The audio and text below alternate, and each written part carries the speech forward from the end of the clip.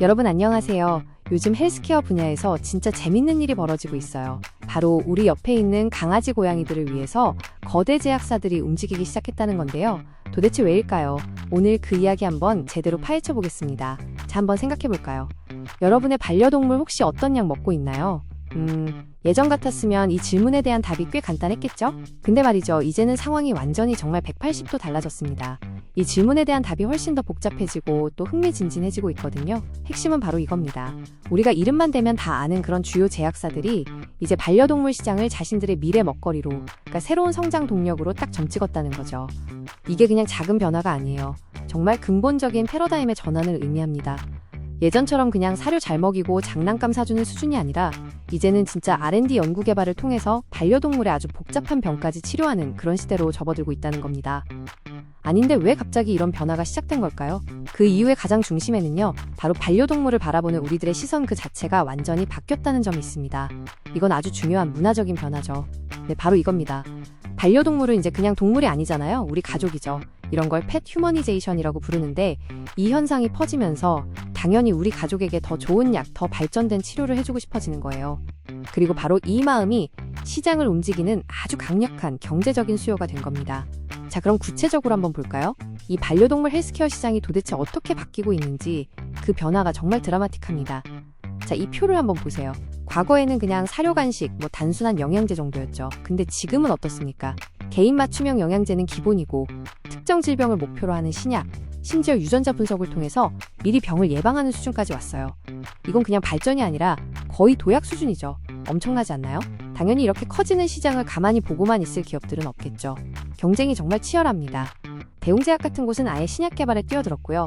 마크로제는 유전자 분석 서비스를 내놨어요. 또 동아제약이나 동국제약처럼 원래 자신들이 잘하던 분야 그 기술력을 반려동물 쪽에 그대로 적용하는 회사들도 많아지고 있습니다.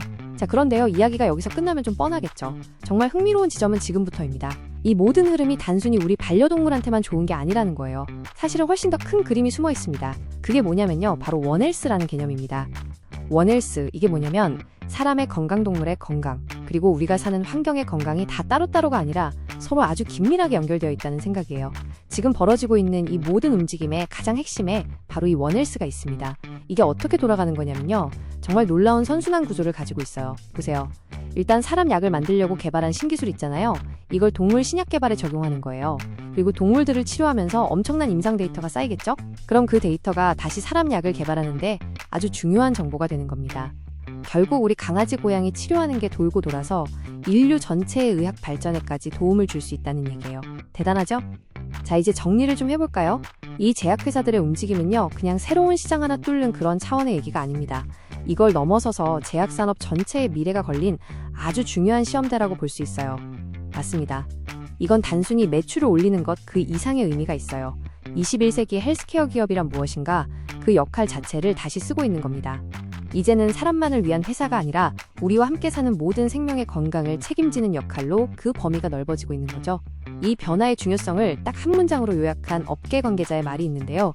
이 말이 참 의미심장하죠. 현재의 제품 출시와 신약 개발은 미래 헬스케어 산업에서 제약사의 역할을 확장하는 시험대가 될 것이다. 그러니까 지금 이 시도들이 앞으로 헬스케어 산업 판도 자체를 바꿀 수도 있다는 그런 얘기입니다. 오늘 이야기 마지막으로 여러분께 이 질문을 한번 던져보고 싶네요. 미래에는 사람과 우리 반려동물이 같은 약사에게 약을 처방받는 날이 올까요? 어쩌면 이게 그렇게 먼 미래의 이야기가 아닐지도 모릅니다. 인간과 동물의 건강이 하나로 이어지는 미래, 여러분은 어떻게 생각하세요?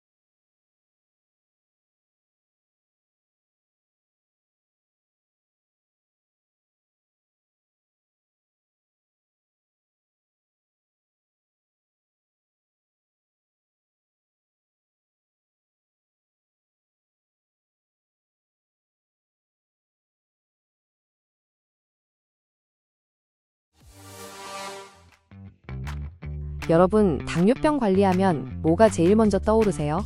아마 많은 분들이 혈당 수치라고 답하실 텐데요. 만약 그렇다면 오늘 이야기는 꼭 집중해서 보셔야 합니다. 우리가 상식이라고 믿었던 당뇨병 치료의 기준이 지금 완전히 바뀌고 있기 때문입니다. 자, 여기 숫자 하나 보시죠. 533만. 이건 2022년 기준 우리나라에서 당뇨병 진단을 받은 30세 이상 성인의 수입니다. 그런데 더 놀라운 건 따로 있습니다. 당뇨 전 단계까지 포함하면 거의 2천만 명이 위험군에 들어간다는 점입니다. 이건 더 이상 남의 이야기가 아니라 우리 모두의 이야기입니다. 우리는 보통 당뇨병을 단순히 혈당이 높은 병이라고 생각합니다. 하지만 실제로는 우리 몸의 에너지 시스템 전체가 무너지는 전신대사 질환입니다. 혈당은 단지 신호일 뿐이고 그 뒤에서는 심장, 신장, 혈관 같은 핵심 장기들이 서서히 망가지고 있습니다. 문제는 여기서 시작됩니다. 많은 사람들이 혈당 수치만 어느 정도 유지되면 안심해버린다는 점입니다. 실제로 당뇨병 인지율은 70%가 넘지만 목표 수준까지 제대로 관리되는 비율은 30%대에 불과합니다. 이 격차 속에서 합병증은 조용히 진행되고 있습니다. 당뇨병은 혼자 오지 않습니다. 대부분의 환자들이 고혈압, 고지혈증, 비만 같은 질환을 함께 가지고 있습니다. 여러 질환이 복잡하게 얽혀있는 상태죠. 그런데 문제는 이걸 통합적으로 관리받는 환자가 10명 중 2명도 안 된다는 점입니다. 혈당은 따로, 혈압은 따로 관리하는 현재 의료 시스템의 한계가 그대로 드러나는 부분입니다. 결국 환자는 여러 병을 동시에 앓고 있지만 치료는 분절적으로 이루어지고 있는 구조입니다. 그래서 의료계에서는 큰 변화가 시작됐습니다. 단순히 혈당을 낮추는 것이 아니라 심장과 신장 같은 장기를 보호하는 방향으로 치료 목표가 바뀌고 있습니다. 환자의 상태에 따라 처음부터 맞춤형 치료를 적용하는 방식이 새로운 표준이 된 것이죠. 실제로 국내외 가이드라인에서도 GLP-1, SGLT2 같은 약물을 적극적으로 권고하고 있습니다. 하지만 현실은 다릅니다. 현재 건강보험 구조에서는 기존 약을 먼저 사용하고 효과가 없을 때만 신약을 쓸 수 있기 때문에 환자 상태가 악화된 뒤에야 더 좋은 치료를 받는 구조가 반복되고 있습니다. 결국 지금 우리는 두 가지 현실을 동시에 마주하고 있습니다. 한쪽에서는 의학이 빠르게 발전하고 있고 다른 한쪽에서는 그 발전을 따라가지 못하는 시스템이 존재합니다. 전문가들은 입을 모아 말합니다. 이제는 낡은 기준을 바꾸고 환자 중심의 치료로 전환해야 할 때라고 말이죠.